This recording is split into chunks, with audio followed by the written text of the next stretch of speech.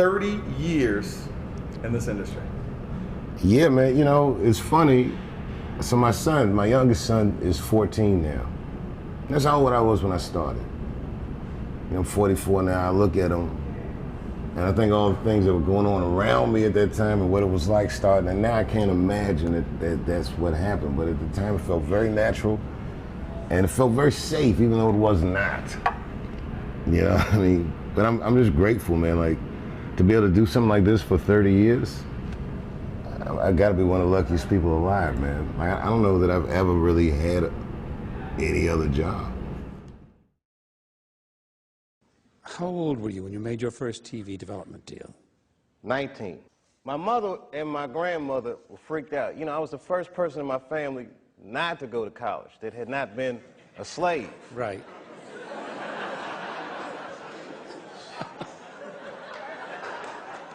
So I was really breaking from tradition, and it was like a graduation lunch we were having, and they had my dad come and talk to me, and my dad takes me outside, and he's like, listen, and this is some advice that applies to all you acting students. He says, to be an actor is a lonely life. Everybody wants to make it, and you might not make it. And I said to my dad, well, that depends on what making it is, Dad. He was a smart-ass kid. Yeah. It depends on what making it is, Dad. He says, what do you mean? I said, well, you're a teacher. I said, if I could make a teacher salary doing comedy, I think that's better than being a teacher. And he started laughing. He said, if you keep that attitude, I think you should go. He said, but name your price in the beginning. If it ever gets more expensive than the price you name, get out of there. Mm-hmm. Thus, Africa.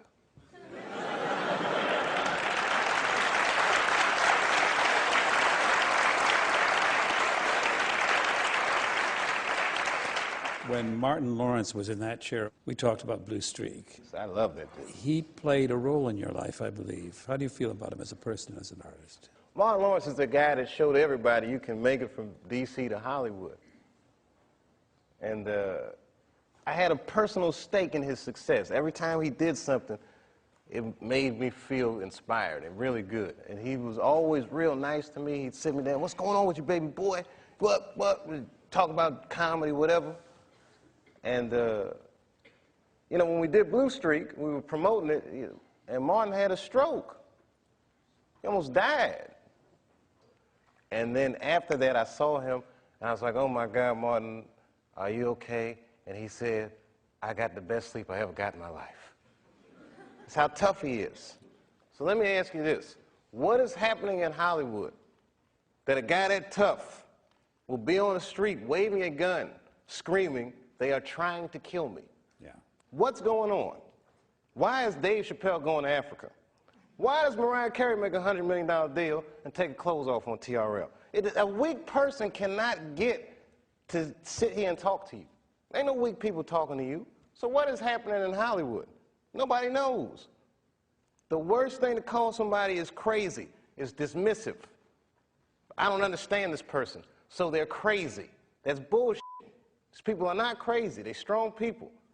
Maybe the environment is a little sick.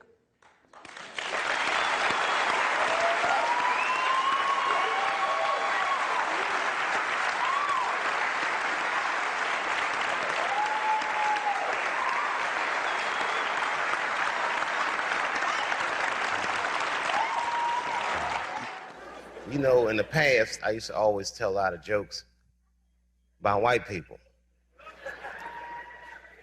And I know there's a lot of white people here with us tonight.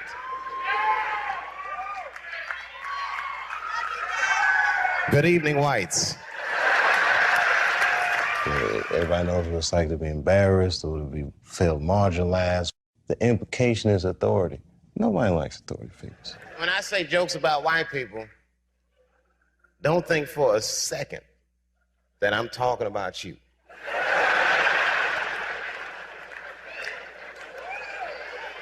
Don't forget, I almost had $50 million once. When you make enough money in America, they'll pull back the curtain and introduce you to the real white people. You guys just think you're white. Dave Chappelle. is very intelligent. He's well raised. That goes without saying. A person who is well raised knows to respect the elders. It doesn't mean that you have to agree with anything, even a little bit of what the elder says, but you respect the elder for surviving. It's so much bigger than money, though, Dave. It's so much bigger than money. Oh, no, it was bigger than money. But you know what? I watched one of these nature shows one time, and they were talking about how a bushman finds water when it's scarce. And they do what's called a salt trap. I didn't know this. Apparently, baboons love salt. Okay. So they put a lump of salt in a hole, and they wait for the baboon. The baboon comes, sticks his hand in the hole, grabs the salt makes his hand bigger, and he's trapped. He can't get his hand out. Now, if he's smart, all he does is let go of the salt. Baboon doesn't want to let go of the salt.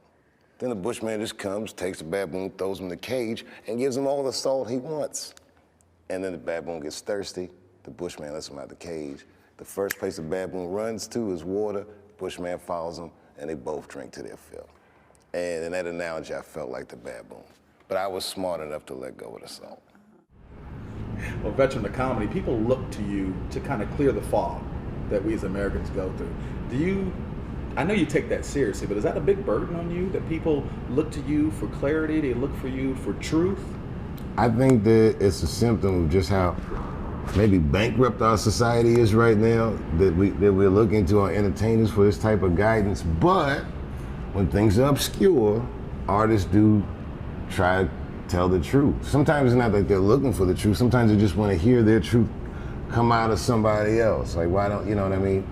So I don't look at it as a burden, or I don't even look at it as a responsibility. I just think it's the nature of the genre. And I think that one of the things that's special about our genre in this day and age is that it's very engaging. It's very personal. And I think in this cyberspace world that people need an entertainer that looks them in the eyes and says the things that they feel. For all the things that I've done, I'm most renowned for what I didn't do.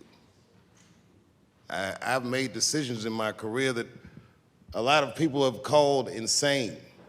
2004, had a $50 million deal on the table, and in a crisis of conscience, flipped the table over and walked away. Went to South Africa. Everyone said I was running away from the money. That is not true. In fact, I still want that money.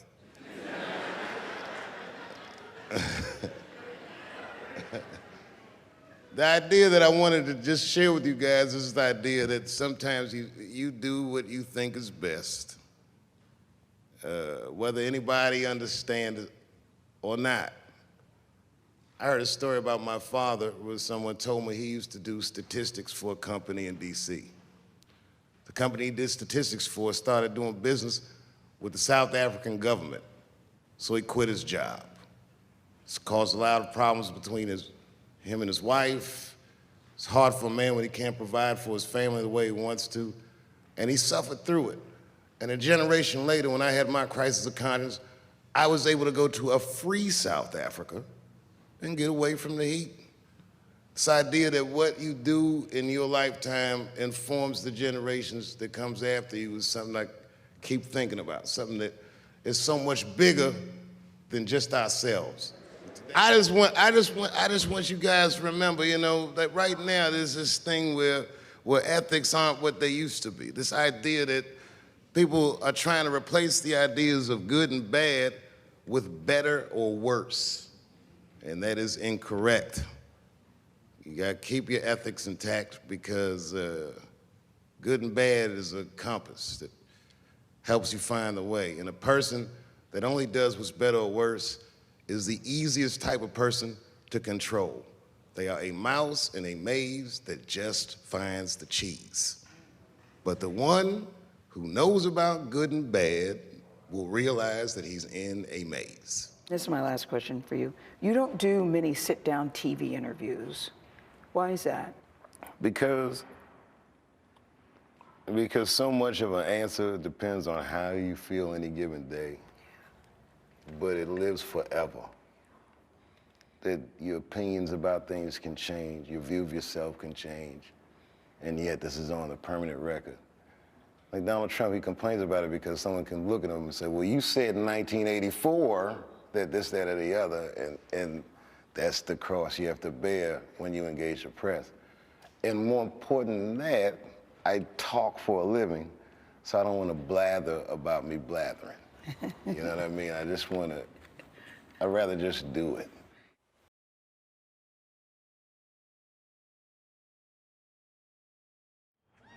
Well, this has been fucking wonderful. I don't know what to say, man. I don't even want this night to end.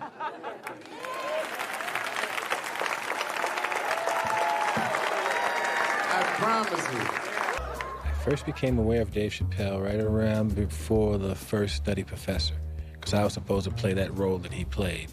And then I kind of saw him, and I was like, hey, that guy, right, that kid would be funny playing that role. I try to be peaceful, but now it's time for Reggie to karate-size your ass. Woo! Dave is so much smarter than everyone. Like, Dave is one of the most, maybe the most intellectual comedian ever. It took us 400 years to figure out as a people that white people's weakness the whole time was kneeling during their national anthem. That's a brittle spirit. That's right, nigga. On the rockets, regular. Ah! Ah! What are you doing, nigga? Stand up! He stretched the art form and his impact on the culture. He is the voice of his generation, without question. Nobody's even close to him.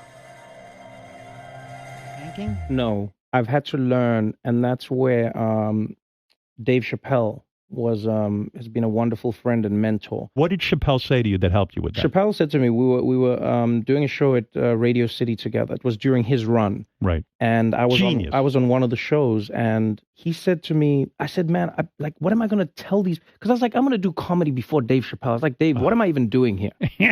And Dave said, and I said, I don't even know if I'm funny enough to be here. I said, you're nice, and I think I'm a really funny guy, but what am I doing here? And Dave said, look, man. He said, you don't understand something. He said, you're not here because you're funny. He says, I know 100 funny motherfuckers out there. He said, you're here because you're interesting. And he said, anyone can be funny. Not everybody can be interesting. Not everyone can make an audience listen to what they're saying. Not everyone has a wealth of life experience that makes people want to know what they have in their minds. And so that changed my perspective on silence. And so now, if I can hear that an audience is listening, I'm engaged. Well, that is a great piece of advice, not only for comics, but for anybody. Right. Because, wow, the thing that I love about Chappelle, and you just identified it, is he will go. He's interesting. And he is an interesting guy. He's the most interesting man I've ever met. That's what makes Dave Chappelle. Many people are funny. There's a lot of funny stand-up comedians all over the world. Yes. But what makes Dave Chappelle is that he is interesting. It's how he sees the world between the jokes.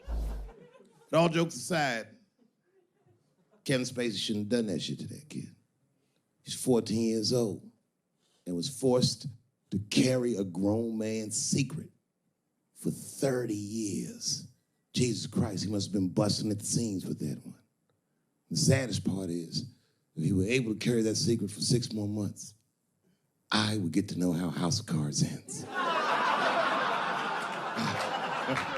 Loved was, I can't believe that I've been in this business long enough that we're like the older guys now.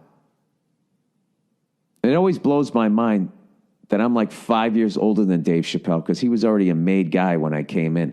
So I always look at him like he's got 10 years on me, or 15. And, just when I watch his act, I'm like, this guy's clearly been doing this a good couple of decades longer than me. And the reality is, I think he's only been doing it like 6 years longer than I have or something like that. He's fucking amazing. And what I love, too, is just he's that same, with all that's changed, everybody getting offended, all of this fucking crap, how you get in trouble, he hasn't changed at all. He's just like that same guy that I saw way back in the day when I used to go to the Boston Comedy Club and watch him go on at like 2 a.m. and just start murdering at 2 a.m. And I remember I used to always sit there going, how do you do that? How are you that funny at 2 a.m. in front of a crowd that gave up on the show like an hour ago, and they're tired and they just want to go home? That second he steps on stage, boom, he just starts fucking killing. Dave's a beast. Dave's a beast, man. That's the only man that puts a little fear in my heart. I'm like, okay, it's real. What's he doing? Do you watch him? Do you watch him? Totally. You study? Totally. I got Chappelle. I got an app. I follow him. I'm like, my man Prince Paul always says, competition keeps you in condition. True. So yeah, that's my man right